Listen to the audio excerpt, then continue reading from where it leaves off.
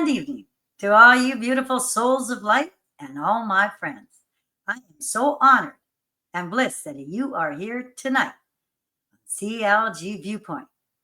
I am Cindy Lorraine Grace. It's day 1 of 7. Yes, January the 27th, 2025. And it's going to be a great year. I know it in my heart. Each segment will have its own unique perspectives: family, health, new technology, culture, arts, music, community, world news, and so forth.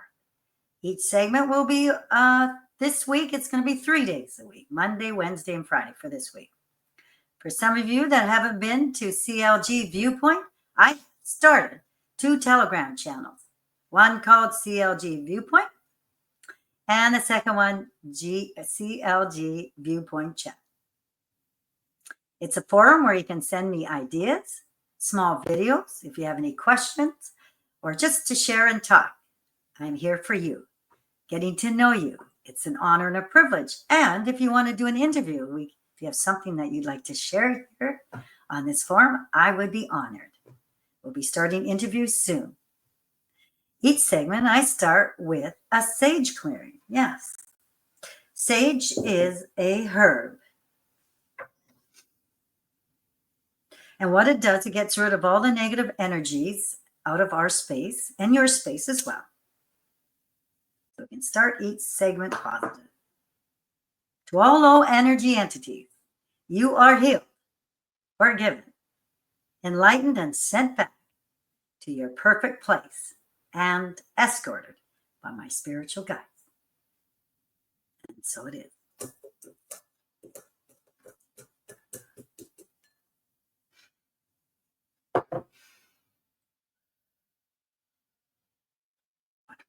Wonderful. There we go. Still going. Let's put it out. There we go. Okay. Now on to health sense. Yes. Today I will be talking about dandelions. Yes. Botanists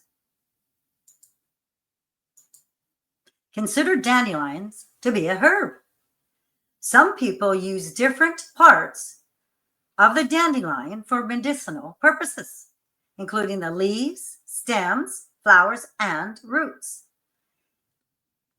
They may have the following benefits, dandelions. They say it provides you with an antioxidant. That dandelion is full of flavonoids and polyphenols. Reducing cholesterol. Research of animals showed that dandelions reduce blood lipids, and this can include cholesterol and triglycerides. In a 2022 study, identified the anti-inflammatory of dandelions in mice and zebrafish larvae. Lowering blood pressure, dandelion leaves are a good source of potassium. A diet rich in potassium may help reduce blood pressure in people with high blood pressure. It aids in weight loss. Polyphenols compounds in dandelion leaf and plant extract may be useful in managing obesity. Reducing cancer risk. Some limited research has indicated that dandelions may help reduce the growth of certain types of cancer, boosting the immune system. 2021 review notes that dandelions have both an antiviral and antibacterial properties. Aiding in digestion, dandelion-derived products may help protect against gastro disorders. Some research indicates dandelion may help protect the skin from sun damage. Promoting liver health, research shows that dandelion may be able to help prevent and treat some liver diseases. Personal thoughts. Who would have thought that when I was growing up and running through the dandelion forest, lots of dandelions, and we thought they were weeds and they were a herb that provides good health benefits. Absolutely amazing. And dandelions, I have used it to make a cream for my face, and it's beautiful. So there's all sorts of things that you can use for dandelions. Now, on to local.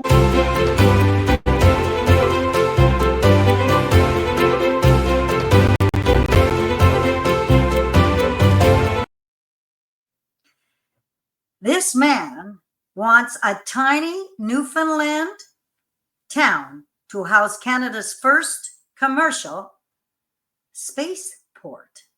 Yes, the first commercial spaceport. Story by Alex Kennedy of CBC News on January 25th, 2025. An Ontario-based aerospace startup says it wants to create Canada's first ever commercial spaceport and believes the Newfoundland community of St. Lawrence is the perfect place to access the final frontier. Nordspace, launched in 2022 by CEO Rahul Gould, touts itself as building the road to space in Canada. Gould told CBC News that Canada lacks an operational spaceport, unlike other G7 countries, and his company, I'd say, wants to build the first. After searching from coast to coast, the company has chosen St. Lawrence as its ideal launching point. Quote, when we visited Newfoundland, we fell in love with the province, the people, and everything else going on there, Gould said in a recent interview. Quote, we ended up settling on St. Lawrence because it's perfectly positioned in terms of achieving the right orbital inclinations, close quote. Nordspace approached the town 3 months ago, while St. Lawrence Mayor Kevin Pittman said came completely out of left field, he said. It also immediately prompted questions and concerns from residents, he said. However, Pittman said the town had a successful meeting with Gould this week.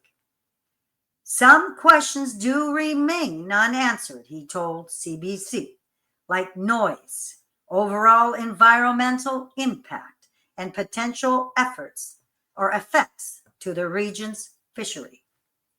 The town is gathering public input until Monday ahead of a public meeting with Gould in February, as land would need to be rezoned and the municipal plan would need to be changed to allow for aerospace development.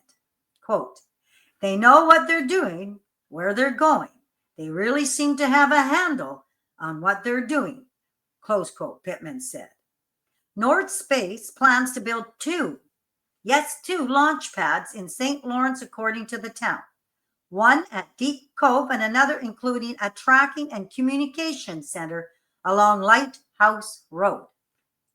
Gould said $5 million in private investment has been earmarked for an initial infrastructure phase, which involves concrete pads, support infrastructure, and hangars. He estimated construction likely wouldn't take more than 2 years, adding the company has met with the government to explore where collaboration could be possible. Quote, the great thing about St. Lawrence is that it has a history of all kinds of interesting industrial projects, from mining to energy, close quote, he said. Quote, although our project is a lot lower impact in terms of physical footprints and construction and resource usage, we'll be able to leverage their expertise in general construction and operations to make this all happen. So we're not concerned at all, close quote. Rockets launched from St. Lawrence wouldn't carry humans, he said, and would instead carry payloads or small satellites into low Earth orbit between 500 and 1,000 kilometers into space. The rockets are 16 meters long, about 8 times smaller than rockets used by SpaceX, and are created using 3D printed metal. Gold said that the company is also exploring the usage of sustainable fuel ahead of its first launch later this year and plans to develop commercial business starting in 2027 or 2028. Quote, there's huge demand for access to space, close quote, he said. Quote, we're moving at a breakneck pace. We're already, like I said, behind the 8 ball when it comes to basically dozens of other nations. So there's really no time to lose here. Close quote. Personal thoughts. Is this the start of Space Force in Canada, or has it already begun and it just hasn't got out to the public? Look forward to upcoming information of our Space Force. Exciting. So exciting for Canada. ABC News. Trump border czar tells ABC military planes will deport, yes, deport migrants every day, by Mike Levine. January the 24th, 2025. The Trump administration is planning to use military aircraft every day to help carry out what President Donald Trump and his, quote, border czar, close quote, Tom Homan, have promised will be the largest deportation operation in U.S. history, Homan told ABC News. Only days after Trump took office, yes, days, the U.S. government for the first time ever used military aircraft to transport migrants back to their home country. And it will now be a daily occurrence. According to U.S. officials, the U.S. military on Thursday flew more than 150 migrants to Guatemala on 2 separate flights. But Homan made it clear that the military flights are just one part of a much broader plan. He claimed that unlike under the Biden administration, immigration and customs enforcement officers are now free to arrest, yes, arrest any of the estimated more than 11 million immigrants in the country without legal status. Not just those identified as priorities for deportation for being convicted criminals or other public safety threats. Quote, if you're in the country illegally, you're on the table, because if it's not okay to you now, violate the laws of this country, close quote, he said. Homan said that while the Trump administration enforcement actions are currently prioritizing public safety and national security threats, they're going to, quote, open up the aperture, close quote, in the weeks and months ahead. Quote, as that aperture opens, there'll be more arrests nationwide, close quote, he said. Homan also offered another possible solution for, quote, those who are in the country illegally, close quote. They, quote, should leave, close quote, on their own, he said. Early in the Biden administration, then Homeland Security Secretary issued guidance to immigration enforcement officers, discouraging them from, quote, spending resources to remove those who do not pose a threat, close quote, and noting that many undocumented immigrants inside the country have been here for generations and contributed to our country's well-being, close quote, as he put it in a statement at the time. Homan, however, noted that the nation's immigration laws were passed by Congress to be enforced, and said immigrants without legal status are violating those laws. Personal thoughts. Is this message of Trump sending 11 million immigrants back to their homeland? Do you think that Canada is sending immigrants back to their country as well? And so it is. I am Cindy Lorraine Grace. And thank you so much for being here today from the bottom of my heart. If you feel compelled to, please share this forum. Have a truly wonderful evening and see you on Wednesday. Yes, Wednesday, January the 29th, 2025. Day 3 of 7. Good night. Until next time.